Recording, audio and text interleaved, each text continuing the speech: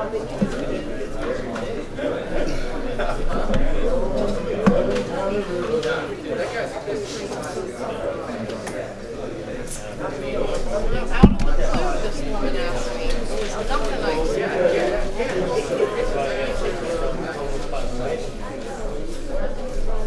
to go and work with them for a moment.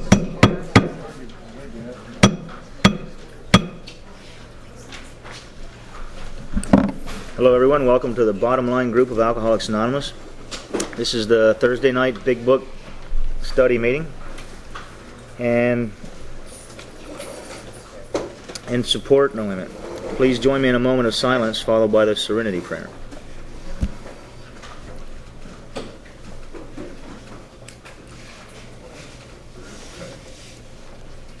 God, grant me the serenity to accept the things I cannot change, courage to change the things I can, and the wisdom to know the difference. I'm an alcoholic and a member of this group. My name's Doug. Is there anyone here for their first meeting? Someone from out of town coming back that would like to be recognized? Hi, I'm John. I'm an alcoholic. This is my first day in Florida. I'm from Pittsburgh and I'm now residing in Florida. Hey, John. I'm Bert. I'm an alcoholic. First time at this meeting. Hey, Bert. Welcome.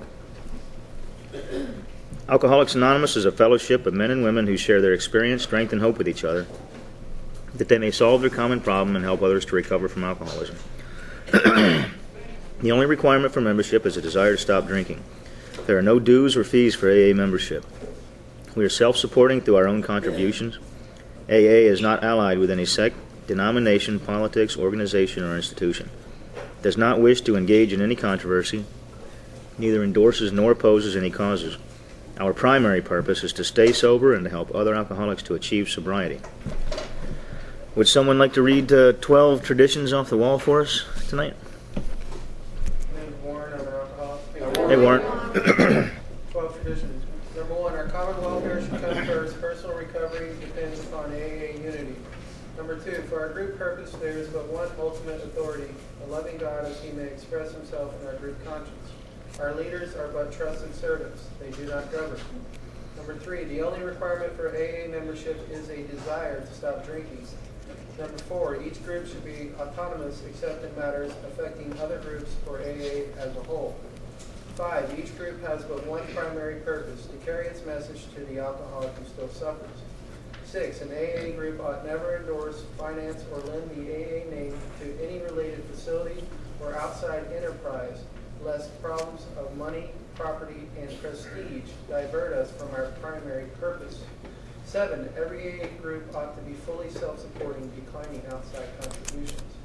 8, Alcoholics Anonymous should remain forever non-professional, but our service centers may employ special workers. 9, AA as such ought never be organized, but we may create service boards or committees directly responsible to those they serve. 10, Alcoholics Anonymous has no opinion on outside issues, hence the AA name ought never be drawn into public controversy. 11, our public relations policy is based on attraction rather than promotion. We need always maintain personal anonymity at the level of press, radio, and film. 12, anonymity is the spiritual foundation of all our traditions, ever reminding us to place principles before personalities.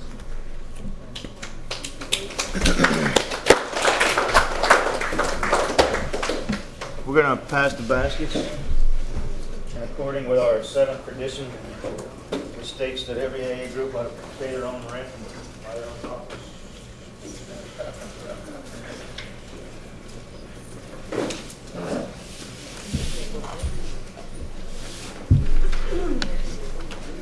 There used to be a secretary's report, not that I'm going to miss it if I can't find it.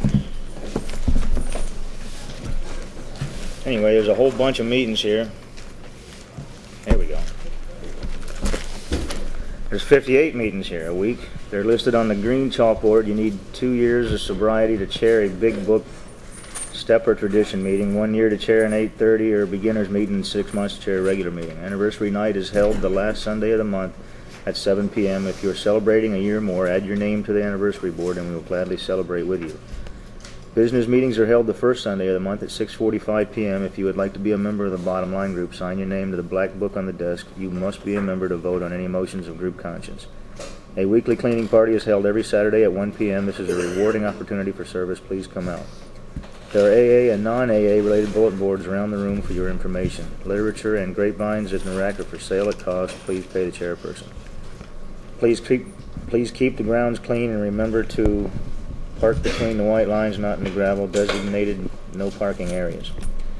There's a sponsor list on the back wall. Take a sponsor off if you need one. If you're willing to be a sponsor, put your name on. Well, all those willing to be a sponsor, raise your hands. Are there any announcements from the floor for the good of AA? Thank you, the Bottom Line group conscience. Anyway, with that, our teacher of the big book, Jim B, is here, and help me give him a welcome.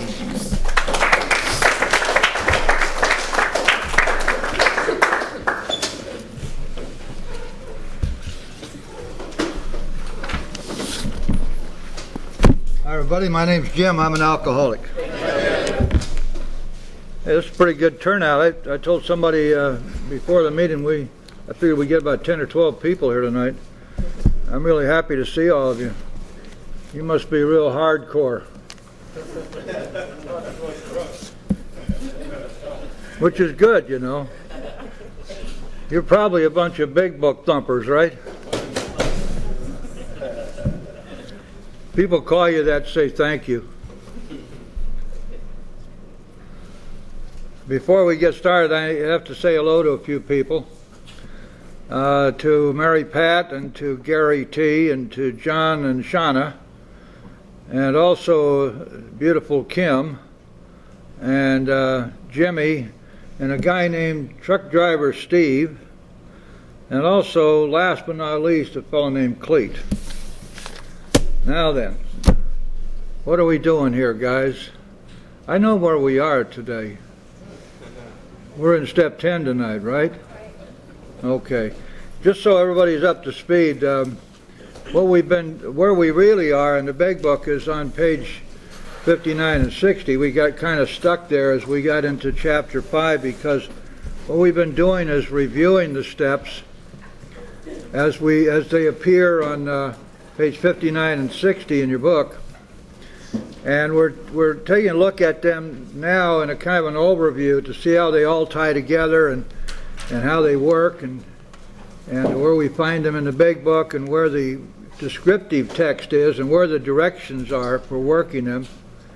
And when we get through with that, we'll go back and then we'll be reading the text as we always do, word for word, and give us a chance to kind of look at these steps again. That's one of the big advantages of doing a big book study together this way, is that we get a real good look at the steps as we go, because of course this is where we find the steps. It might surprise a few people here, although probably not in this meeting, but certainly around this club, that the steps are in the big book and they're not in any other literature. There's some descriptive stuff, some philosophy, and a few pretty nice things being said about the steps, but the directions for working the steps are in the big book. And we got to remember where they came from, guys. This is history. We're not talking here about something that was made up for the purpose of selling books. We're talking about a historical document, which is the big book, which was written from the standpoint of people who had experienced what they're writing about. And when you look at the big book from that standpoint, then you realize that they're not saying to each of us, you got to do this. They're saying to each of us, we did this, and we sincerely believe that if you do what we did, you too will recover. Where it says we must, they're speaking for themselves. They found they had to do these things, and they're saying to us, we truly believe that you have to do them too. But we're not going to tell you have to. We're just going to tell you this is what we believe has to be done. And this is not from some kind of philosophical standpoint. This is from experience. This is how we recovered from a seemingly hopeless state of mind and body. And so as we go through the big book and the steps, we need to always keep in mind that to read this book from the standpoint of the experience of those who wrote it. And as we go through the book together, we get an opportunity to really savor the genius and the inspiration which is behind this book. Bill Wilson was asked one time about AA, and he said, nobody invented AA, it just grew by the grace of God. And in this meeting we do a lot of talking about God and higher power and the steps and spirituality and the big book and so forth. And because this is where the program is. You know, it's very very discouraging sometimes. I've been around a long time now, and I've watched AA go through many metamorphoses, and the one that we're in right now is scary as hell. I see so many people who can't come in here and have the opportunity to recover. Their lives can be saved, not only their lives, but their spirit and their soul can be saved because they have the opportunity to surrender and find a power greater than themselves, and yet they're being so poorly taught, or not taught at all, that they're fallen by the wayside. If you want to know what the truth is, look around you at any typical AA meeting, not this one, but a typical meeting, and come back a year from now and look around, and half the people that were here today won't be here next year. And in 2 years, you'll be fortunate to find 25 or 30% of the same people. And yet, and this is the sad part, the program never fails, and the program is the 12 steps. The program is not emptying ashtrays, making coffee, greeting people at the door. It is certainly not softball games, bowling matches, dances. All those things are fun and they're wonderful and they're part of fellowship.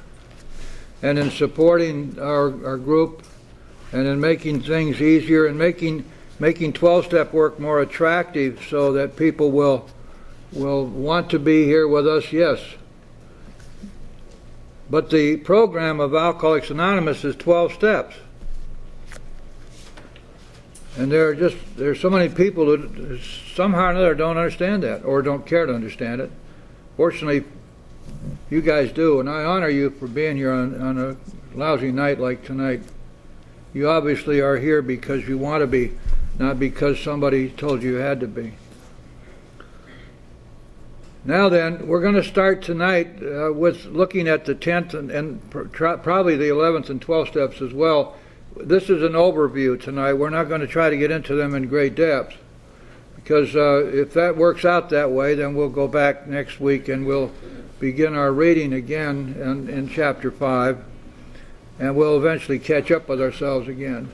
But that means we will be reading in depth what we are surveying right now. But I always found it's helpful if we look at the steps from the perspective of all the steps together, because they form such a beautiful mosaic. They form this continuum of recovery, which goes from a place of rebellion and defiance to a place of surrender and obedience. And it's during that period, that journey through the steps, that we reach a spiritual awakening. And we do, in fact, recover. And we recover from that seemingly hopeless state of mind and body, and we're restored to sanity. And so, before we begin looking at the 10th step tonight, we're going to find that on page 84. Let's just review very quickly. We've come now through the first 9 steps. The steps 4 through 9 we have discovered were designed for us to find and to be rid of the things in ourselves which have been blocking us from God. That carries us back to the first step. What did we learn in the first step? We learned that we were suffering from an incurable, fatal, progressive illness, and if we didn't stop drinking, we were going to die. The bad news being that we couldn't stop drinking. Conclusion, we're going to die. No, there's a solution. What is the solution? You can't stop on your own. You're going to have help. I can't help you to stop drinking on my own power. I'm another human being.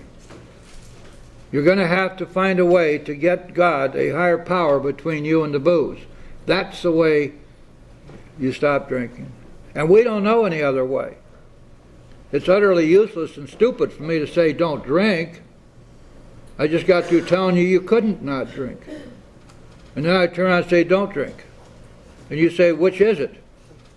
I can't stop, and you tell me I got to stop. So let's talk about the reality of it. The reality is that we do have a recovery method here which always works if you are willing to work it. We can look a person right in the eye and tell them that. This never fails if you're willing to do the work. Put the effort into it you used to put into getting the next drink, not half that effort, and it'll work.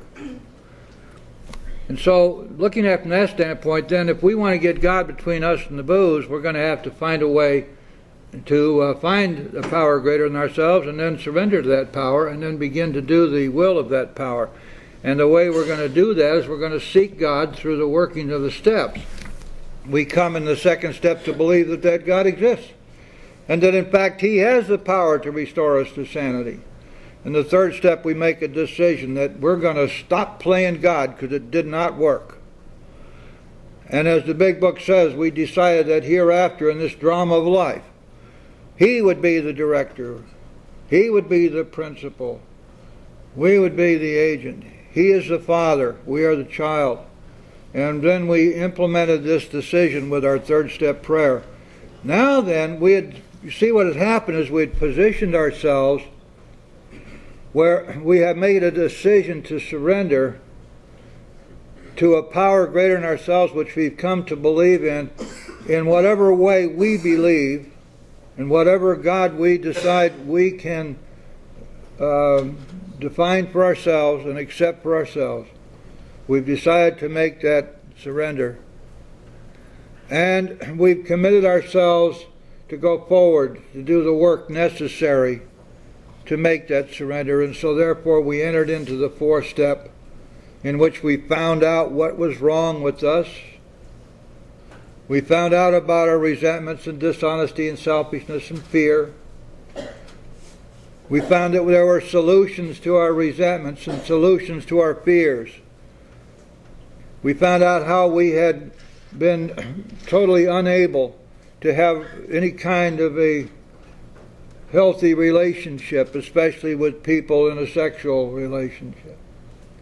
We found out why we had failed. We found out what these defects were doing to us, how they were cancerous and they were killing us. We found out that we couldn't get rid of them ourselves and we had to have God's help to do that. We went to our fifth step and we admitted all of this stuff, and in the process of admitting it, some wonderful things happened.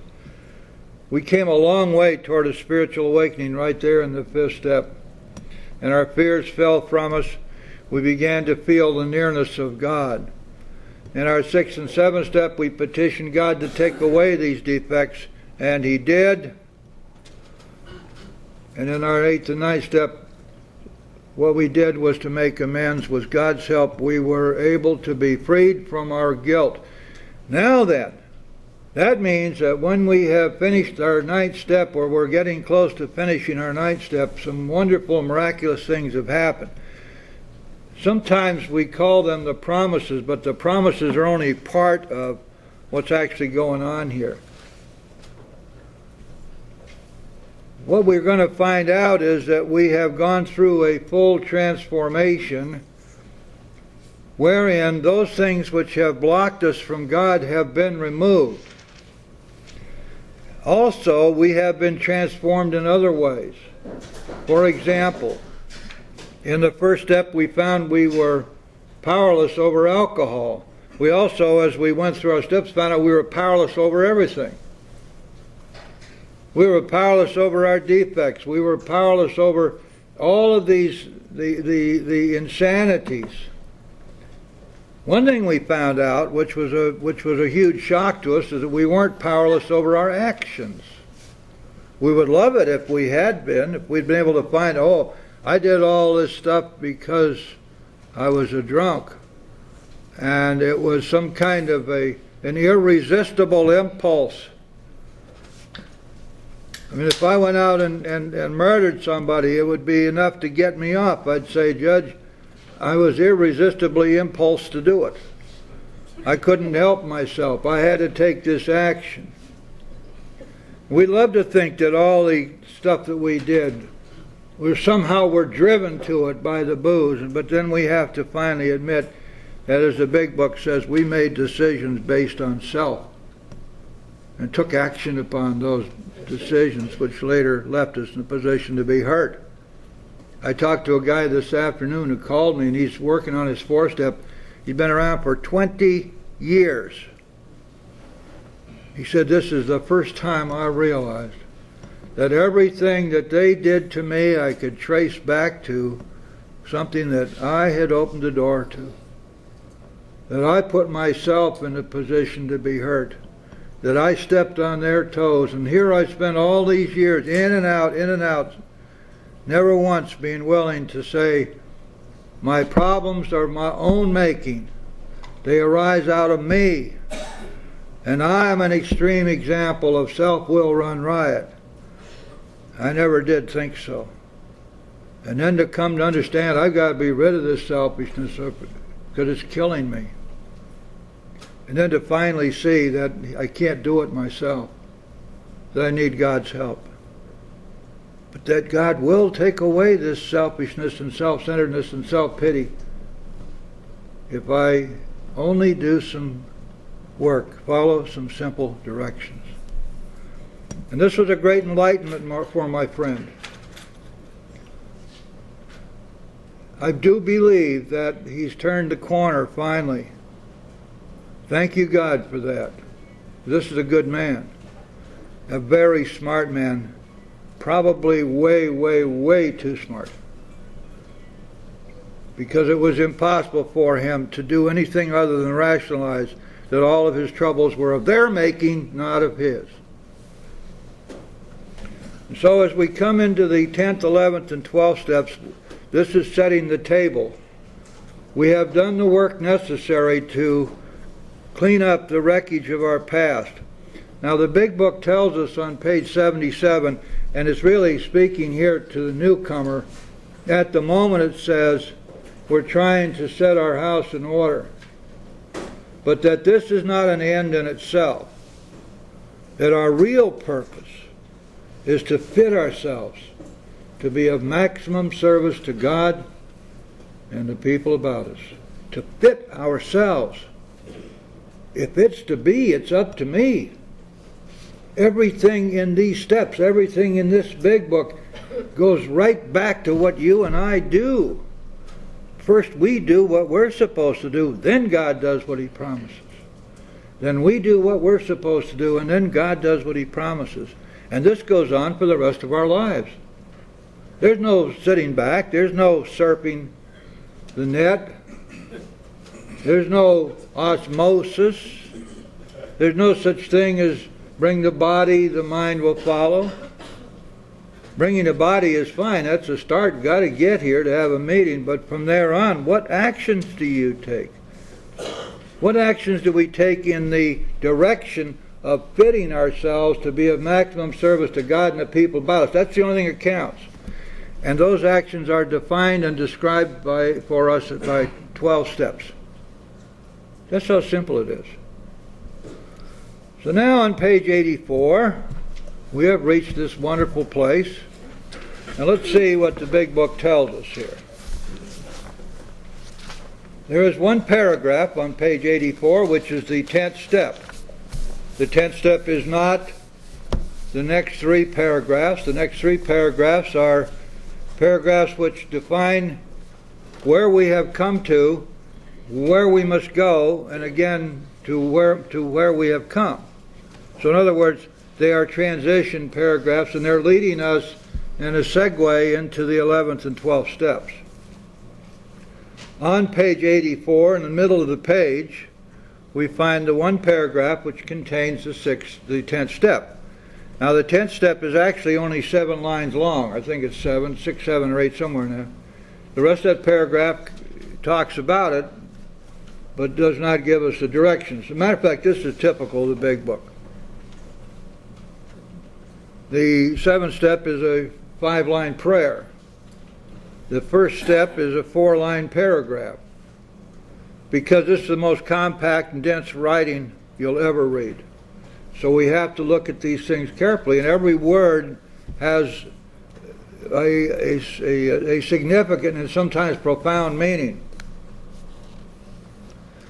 We start with this. This thought brings us to step 10, which suggests we continue to take personal inventory.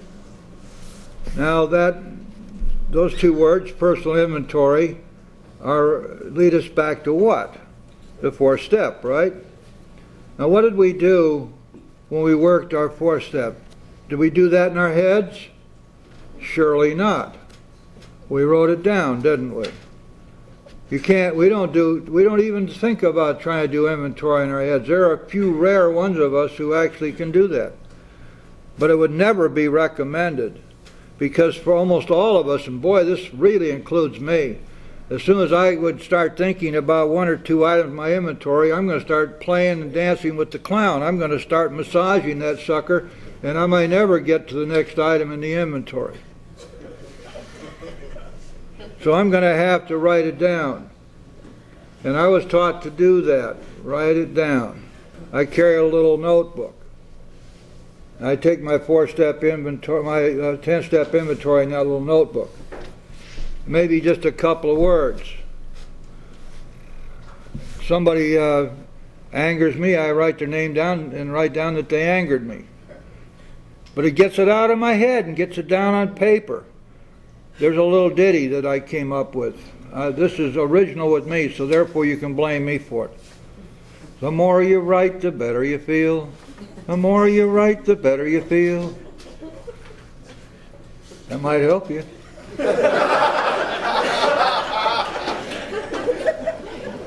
The more you write, the better you do it. And sopranos can do it real nice. Okay. And what's the reason here, guys? It's simple. We get it out of our heads and get it down on paper. Then it's there. It's memorialized, and we can do something about it. So inventory is going to be in writing.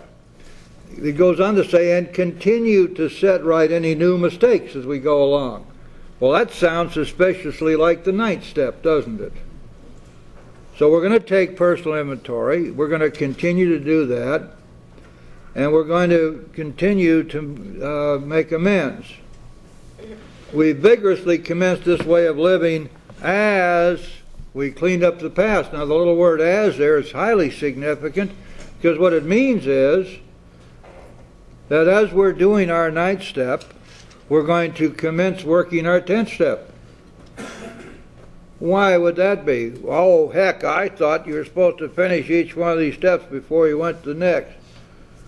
Well, that's a great theory, but the 9th step may be hanging around in our lives for the rest of our lives. There's some amends we may be making from now on, or may not be able to make for years because we can't find the people or whatever. Therefore, somewhere along the line of making amends, your sponsor, if he or she knows what the heck they're doing, will say, all right, this little word "as" here, as we cleaned up the past, means now let's get going on your 10th step. And so, as we clean up the past, we vigorously commence. Now, if you could ever really take a poll of people in AA and find out honestly from them how many people in fact do a 10th step every day and write it down, oh, man, I'll bet there are a lot of people in this room would do it because you guys are into this stuff, but most people don't even know they're supposed to. It's just a kind of a nice little thing here. Well, this is not just a nice little thing. This 10th step is incredibly important. All you have to do to figure that out is to look back at the history of the 10th step. Where in the world did this thing come from? It didn't exist at the time the First guys were going through their first 3 years with the Oxford group. Oxford group didn't recognize the necessity for this. They thought, if you worked the 6 steps of the Oxford group, you got to be perfect. Well, our guys found out that wasn't true. Matter of fact, it was far from true. What they found out was that the world and all of its people continued to threaten them. And that created, of course, fear, and fear, again, was the trigger mechanism for their defects of character. So they found their defects were cropping back up. Not the same stuff they brought in with them. Not the same old resentments, those are gone. Not the same old fears, those are gone. Not the same old lies, those are gone. This is new stuff. When these crop up. And they do, and they will, because the world out there is a rotten, stinking, nasty place in many ways. I mean, actually, it's a perfect place, the way God made it, but it's full of people. And that's the problem. And most of you guys have been around long enough now, you know that this is the truth. There are more sickos out there outside of these rooms than they are inside. Every place. They just don't drink about it, or if they do, it's not killing them. So we have to deal with that, and as we deal with that, it is axiomatic that we will feel threatened from time to time, and therefore fears will recur, and therefore fear drives our other defects of character, doesn't it? Now, there's great hope here, guys, and somewhere down the line, we will find that our faith grows to such a point that we're seldom afraid of anything anymore. We get more guts in a slaughterhouse. You'd be able to take any challenge, walk in any door, and if it doesn't work, we know we just walk right back out again. We've learned over the years of trusting God that we can trust God. Sooner or later, it becomes crystal clear that every time I am afraid, what I am really doing is I'm saying, God, I don't trust you. It's really an insult. It's a put down. Saying, boy, I don't know if I can trust you here, God. I guess I better be afraid. A friend of mine and I were talking about this last weekend. And we take a look at these things and we start to see how these fears are all products of our mind. They're nothing but phantoms. They're stuff that we make up. They have no reality, and yet they have controlled our lives and warped our lives, all of our lives. In any event, this 10th step was a necessity, and that's why it came about. And it was not anywhere in writing anywhere. It was being practiced in various forms and fashions at the time that Bill wrote the big book. And when he sat down or lay down to write out the 12 steps that one night, and he wrote them in 30 minutes, the 10th step flowed out. And there it was. Yes, indeed, I have to have a way each day to deal with the results of fear, to deal with the defects which will crop up inevitably. And as a result, we have the 10th step. Critical step. It's this. Here we've gone to all this work. We've gone through all of this, the 4th step, the 5th, 6th, 7th, 8th, and 9th steps. We have entered the world of the Spirit. We've been restored to sanity. We've come to know God. We feel like we're on a broad highway walking hand in hand with the Spirit of the universe. And now, in order to keep it that way, all we have to do is keep current with what's going on with us right now. What is my present reality? Because if I know what my present reality is, I can deal with it. I got all the tools. But I'm too damn lazy to do it. Or somebody never taught me that I was supposed to do it. And so I just go along, la-di-da-di-da. And then after a while, I start talking to my bright-eyed friends, and I was saying to them, you know, I don't feel too good today. I'm not sure this A of A stuff is working. And how many times have you talked to people who are perpetual slippers? Every one of them has the same story.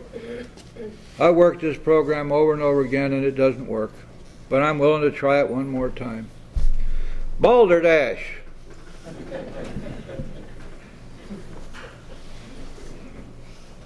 Program never fails. The problem is that whoever's saying that needs to look back and see where they failed the program.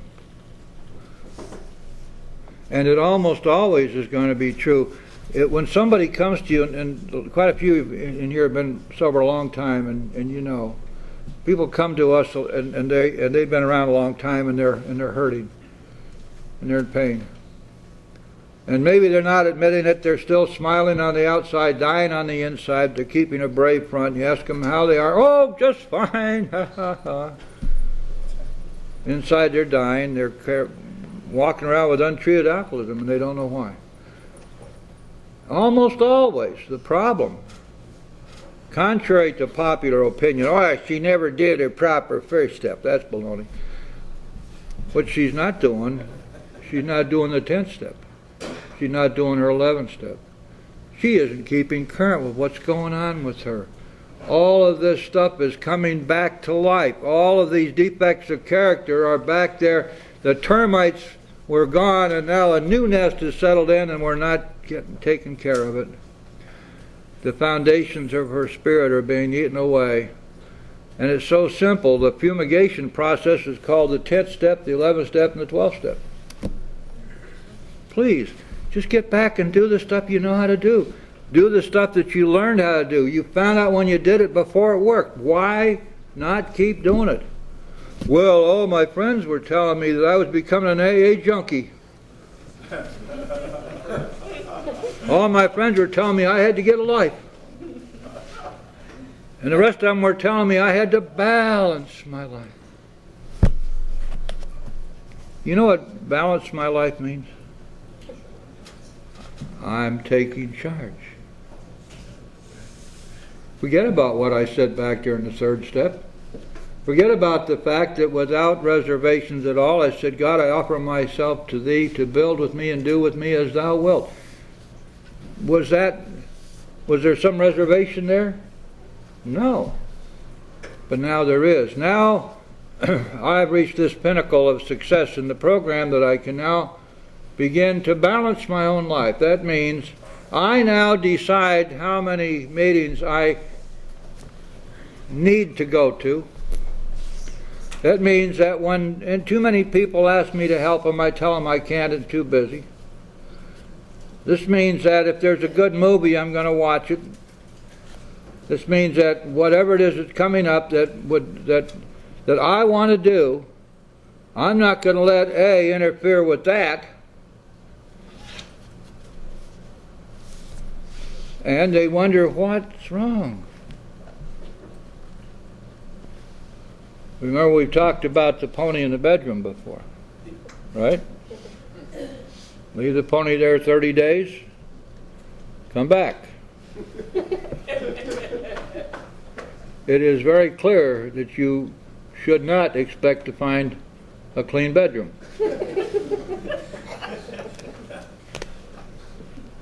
Moral of the story, as Aesop would have said, clean up the pony poop every day. That's the only way that we can do it. But it works if we will. So then, we've entered the world of the Spirit, this tells us. Remember back there in the 4-step guides where, oh yeah, in the resentments, it told us that the resentments blocked us from the sunlight of the Spirit. That this was infinitely grave. Because when we're blocked off from the sunlight of the Spirit, we would drink again. and for us to drink was to die. Remember that? And now we find that coming up to the 10th step, because we have done the work of the first 9 steps, we have now entered the world of the Spirit. We're there. So therefore, going on, it says our next function is to grow in understanding and effectiveness. We read those 2 words and say, oh good, yeah, all right, sure, understand, effectiveness. Stop and think what they mean. Every word in this big book is important. Every word is here for a purpose and a reason. And it always relates to something else. And that's part of what we're doing as we do this study together, is finding out how all this stuff works. What does understanding mean to us? What understanding are we to grow in? Look at the steps. Where do we use the word understanding or understand? God, as we understand Him. To grow, therefore, in our understanding of God. And how does that happen? Only through experiencing God working in our lives. And how does that happen? Because we take one leap of faith after another. And every time we do, and God comes through, and we say, wow, that worked. After a while we say, wow, that worked. After a while we say, why am I not surprised? Because we just get to know. And when you see, each time this happens, if somebody comes up to you, think about this. Somebody comes to you and says, tell me, what is your understanding of God? Now some of you may have a wonderful religious or ecclesiastical or biblical answer for that. Many of us would be hard-pressed to describe our understanding of God in terms other than our experience of Him. If you ask me to describe my understanding of God to you, I would tell you how I have experienced God in my life. This goes back to the comment of Henry Ford. Remember, we talked about this before. When we're told about it, we're interested. When we see it, we believe it. When we experience it, we understand it.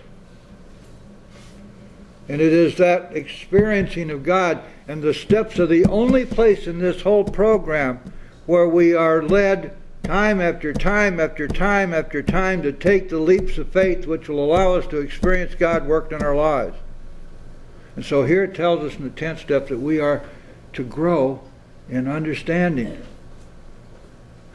Now, think about the 11th step. See how this ties in. Sought through prayer and meditation to improve our conscious contact, right? You see what's happening here? This improvement of conscious contact, this growth of understanding, all ties in with our relationship with God. God is spirit, we are spirit. We are of Him, He is of us. We have become God conscious. We're having a spiritual awakening. And this is what saves us. This is what saves us from an alcoholic death. This is what we talk about as being a recovery. Getting God between us and the booze, because we cannot stop on our own. We have to have this. Once we get in God's pocket and stay there, if we stay there, we're just fine. This 10th step is a part of staying in God's pocket. Now there's another thing going on here too. We have to go back to the 3rd step in order to recognize it. When we got to the 3rd step, before we said the prayer, the big book told us some truths about what was going to happen. But it told us also in one sentence what the whole program of AA was all about. It said, in effect, that God would give us everything we need because He's all-powerful. But there were 2 things that we had to do. 1, we had to stay close to Him. And 2, we had to do His work well. Now then, what does it mean to stay close to God? Obviously, if we're going to allow things to grow up in us, to fester, to make a new nest in our heads, these things that block us from God, we're not staying close, we're drawing further and further away, aren't we?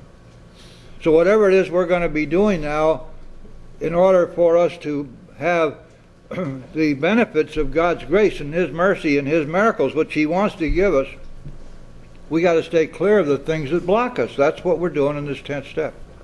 12th step, we're going to do His work well, aren't we? Two things. Stay close to God, do His work well. Under those circumstances, He gives us everything we need. Simple. What more do we need to know? This 10th step is an incredibly important and integral part of that process of staying close to God. And then the other part of that sentence is to grow in understanding and effectiveness. Now, effectiveness, what does that mean? What's our purpose here? What's our mission? To carry this message, isn't it? Go all the way back to Bill's story. Remember what he told us, and it was the truth? That if you and I failed to perfect and enlarge our spiritual life through work and self-sacrifice for others, we would not survive. Over and over and over and over and over again, we're told the same thing. Carry this message. Fit yourself to be of maximum service to God and the people about you. God, take away my bondage of self so that I can better do your will. God, take away my difficulty so I can be an example to people I want to help of your power. On and on and on. It's repeated ad nauseum in this book. The effectiveness then is the effectiveness in carrying the message. Obviously it says you can't give away something you haven't got. And so we study and we learn and we work and we experience and we get better and better and better at carrying the message. And we get better and better and better at practicing these principles in all of our affairs. So our effectiveness increases along with our understanding of God, our effectiveness in carrying out our mission. Bill called it our holy mission. Our purpose in life, our reason for being, the reason that God got us here in the first place. I believe that. This is not an overnight matter. It should continue for our lifetime. I don't know how much more specific the big book has to be. There is no vacation here. There's no rest period. We don't graduate and then take a summer vacation and then we come back and kind of pick up the pieces. Or maybe we just see where we can fit in over here a little bit easier way. We can join the half measures group out on the porch.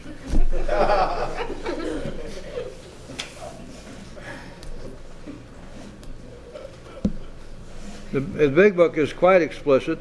This goes on every day for the rest of our lives. Every day for the rest of our lives.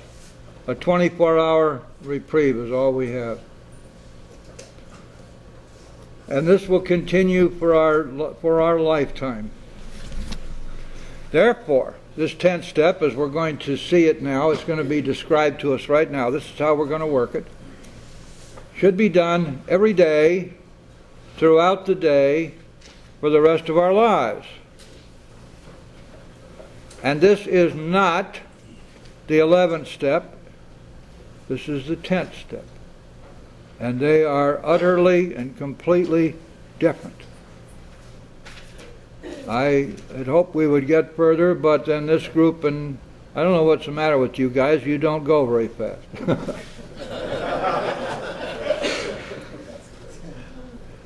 As I guess you figured out, I'm pretty passionate about this stuff, and it's so bloody important. It's only, it's only life and death. What are we worried about? Now then, here's the 10th step. Continue to watch for selfishness, dishonesty, resentment, and fear. Selfishness, dishonesty, resentment, and fear. Okay. Same four cardinal defects that we found in the fourth step, admitted in the fifth step, and here they are again, our old friends, right back in the 10th step. Selfishness, resentment, dishonesty, fear. These are the cardinal defects. From these flow every other defect that we can possibly discern for ourselves. Most of the stuff that we come up with that we normally would call defects turn out to be personality quirks or things about ourselves we don't like, and a lot of times they're just stuff that we do that we don't like doing, and we can stop doing any time we want. But these four defects go deeper than that, because they are the warping and perversion of our natural God-given instincts. And therefore they are at a level below conscious thought, at the instinctual level, and therefore we must have God's help in order to be freed from them. We can't get rid of these ourselves. Please notice that there's not one word here about sin.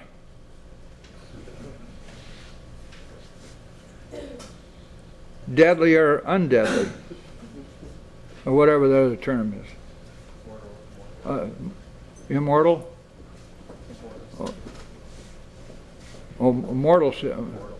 Mortal sin. Okay. Oh, mortal sin, yeah. Well, these are called the deadly sins, I think, these other things that are floating around out there.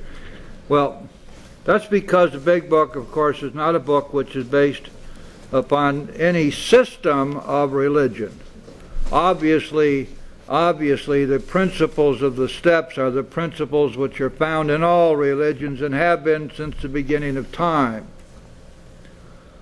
But we don't follow any religious precepts here. The individual members do, oftentimes, and quite successfully and wonderfully.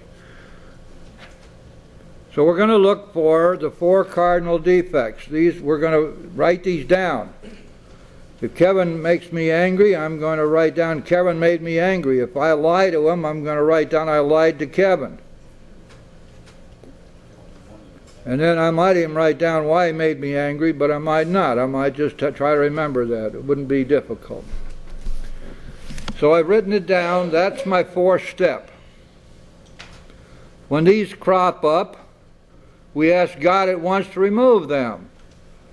Seventh step. We discuss them somewhat immediately. Fifth step. And make amends quickly if we've harmed anyone. Ninth step. Then we resolutely turn our thoughts to someone we can help. 12th step. Oh ho ho, look what we have here. Holy cow, these guys figured out we're having these defects pop back up.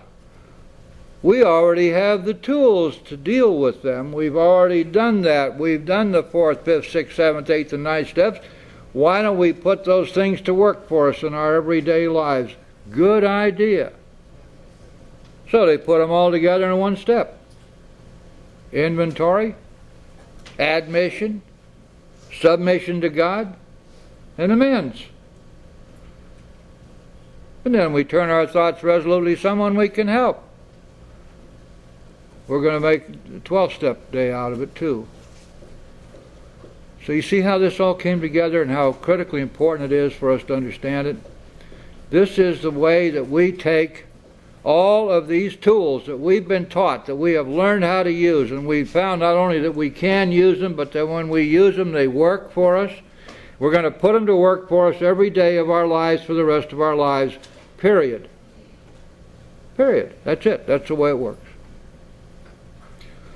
And then finally, love and tolerance of others is our code. Whoa, howdy. I'm telling you, that's a long, long stretch. And yet, all the people we hated, all the people now we would love to hate, if I can stretch a point. We can't do that anymore, can we? Not because of them, We're not hurting them on the one hand by hating them, or helping them on the other hand by loving them. What's going on here? We have to do this for us. It is part of the things which are necessary for us to do in order to stay spiritually fit. Now then, let's think about these two terms, love and tolerance. Love in this program is not a state of mind. I doubt if love in the true sense of that word is a state of mind anywhere, although most people think of it as that.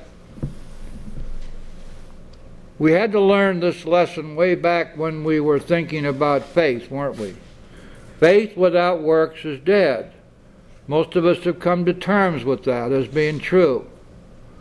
Love without the action of love is likewise dead. Nothing but a bunch of electrons floating around our heads. Love which is not exercised, which is not acted upon, which is not expressed, which is not put into some kind of concrete action, doesn't exist. How many times have you heard people say things like this? They have been beaten up, they've been abused, they've been smashed, they've been robbed, they've been this, they've been that. And then you say, well, you got to get away from him. And they say, but I love him. As if somehow or another that was the whole answer. And so when we think here in terms of love and tolerance, we need to think in terms of active love. I acted today with love. When we get over to our 11th step, we're going to have to answer that question every night. Did I act with love today? Now, tolerance is the same thing. I can run around all day long and say, oh, I'm so tolerant. I'm tolerant of people of different religions and different ethnic backgrounds. I'm tolerant of those who make mistakes. And we look at this person, and now we want to say to ourselves, okay, that's a statement. Is it a statement of fact? Or, in fact, are we really talking about some kind of a state of mind?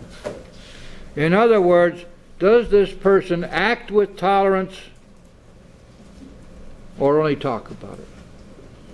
And this goes on and on and on and on throughout every part of our lives. Are we acting upon these things that we espouse, or are we simply carrying them around as these wonderful sterling qualities that we like to brag about, but never actually put into action? Faith without works is dead. Love without the action of love is dead. Humility without being humble is dead. Gratitude without the action of gratefulness is dead. Food for thought. Well, if you guys would speed up a little bit, we could get through this faster. But anyway, next week we'll come back and we're going to take a look at these wonderful paragraphs between the 10th and 11th steps. I want to thank you so much.